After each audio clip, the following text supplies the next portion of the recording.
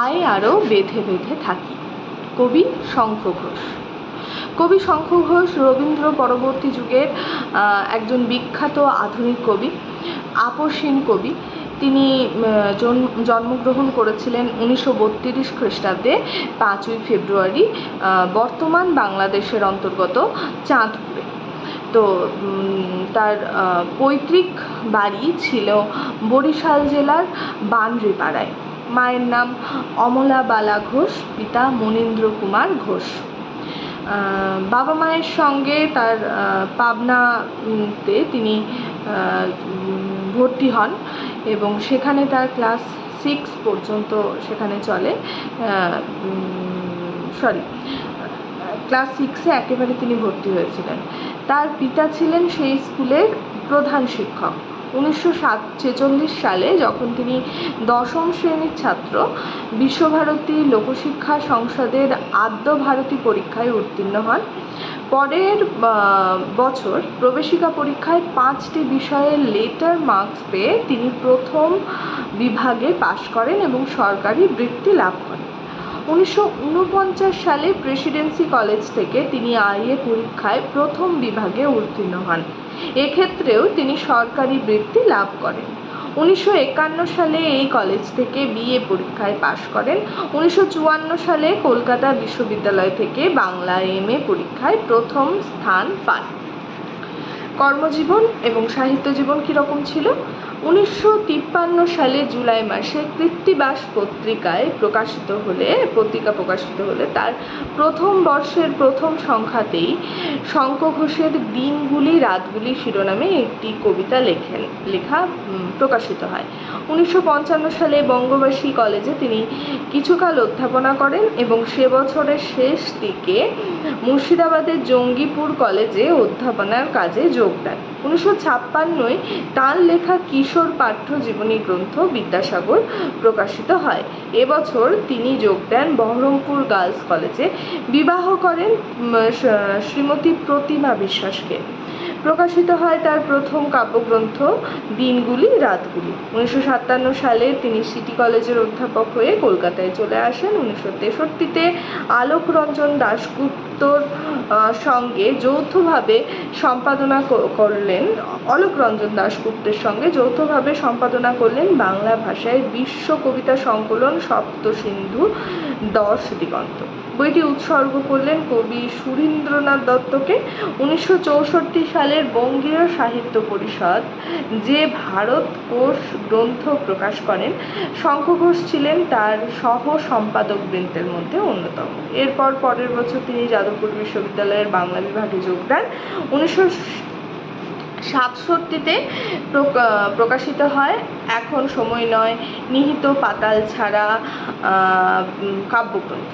এই বছরই অক্টোবরে আমেরিকায় আইওয়া বিশ্ববিদ্যালয়ে ইন্টারন্যাশনাল ক্রিয়েটিভ রাইটিং প্রোগ্রামে আমন্ত্রিত হয়ে তিনি প্রথমবার দেশ যাত্রা করেন। 1968-তে তিনি দেশে ফেরেন এবং পরের বছর তার কালের যাত্রা ও রবীন্দ্র নাটক প্রবন্ধ গ্রন্থ প্রকাশিত হয়। 1971-এ বেরোয় নিঃশব্দের তর্জনী, ঝড়ের বারান্দা প্রভৃতি কাব্যগ্রন্থ।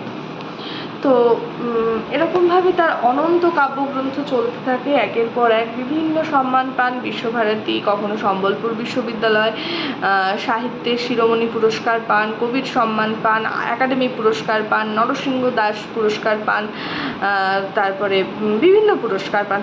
1911 সালে তিনি পদ্মভূষণ পুরস্কার পেয়েছিলেন এবং 1916 সালে জ্ঞানপীঠ সাহিত্যে সর্বোচ্চ পুরস্কার জ্ঞানপীঠ পান। তো এই হচ্ছে শঙ্খ ঘোষের জীবন।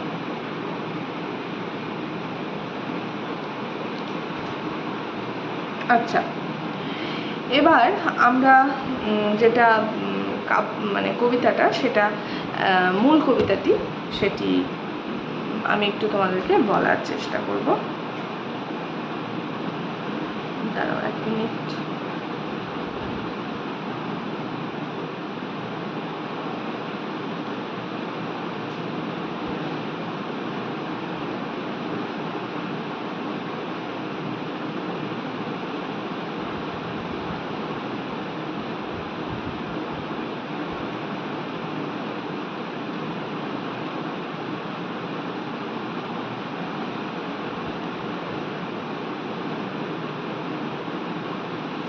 এই কবিতাটি মূলত মানে দুঃসময়ের কবিতা।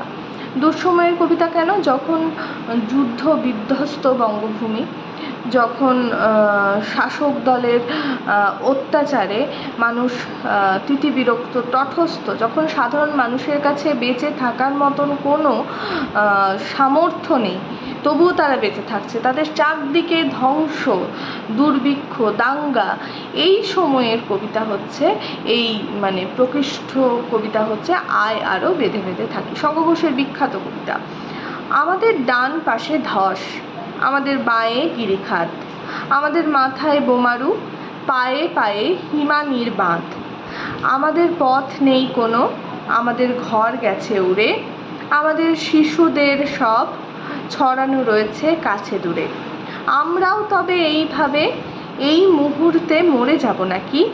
আমাদের পথ নেই আর, আয় আরও বেঁধে বেঁধে থাকি। কবি কি বলছেন?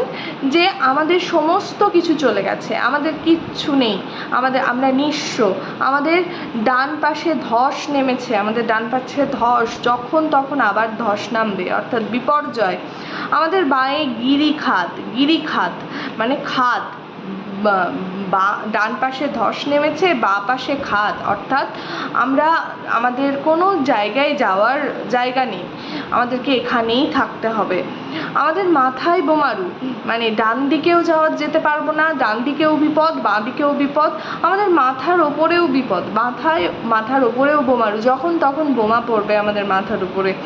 আমাদের পায়ে হিমানির বাঁধ মানে বরফের বাঁধ, মানে সেই বরফটা গলে গলে পড়ে যাবে, অর্থাৎ আমাদের পায়ের নিচেও কিছু নেই, সেটাই কবি বোঝাতে চেয়েছেন। অর্থাৎ আমাদের কোথাও কিচ্ছু নেই, কোনো সহায় সম্বল নেই, কোনো জোর নেই, একটা বিধ্বস্ত পরিস্থিতি আমাদের। তো সেই বলছেন যে আমাদের পায়ে হিমানির বাঁধ, আমাদের পথ নেই কোনো, আমাদের যাওয়ার কোনো পথ নেই, আমাদের ঘর গেছে উড়ে, অর্থাৎ দাঙ্গায় আমাদের ঘরটা উড়ে গেছে, আমাদের ঘরটা শেষ হয়ে গেছে।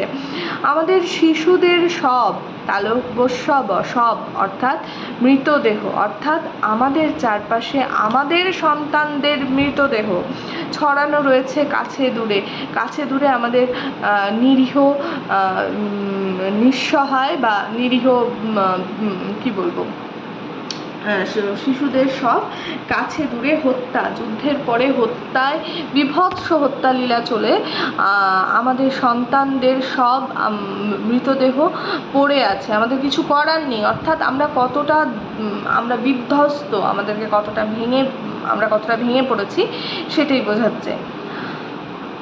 আমরাও তবে এইভাবে এই মুহূর্তে মরে যাব নাকি? মানে আমরাও কি, আমাদের সন্তানরা যেরকমভাবে অসহায় অবস্থায় মরে গেছে, আমরাও কি এরকম অবস্থায় মরে যাব নাকি?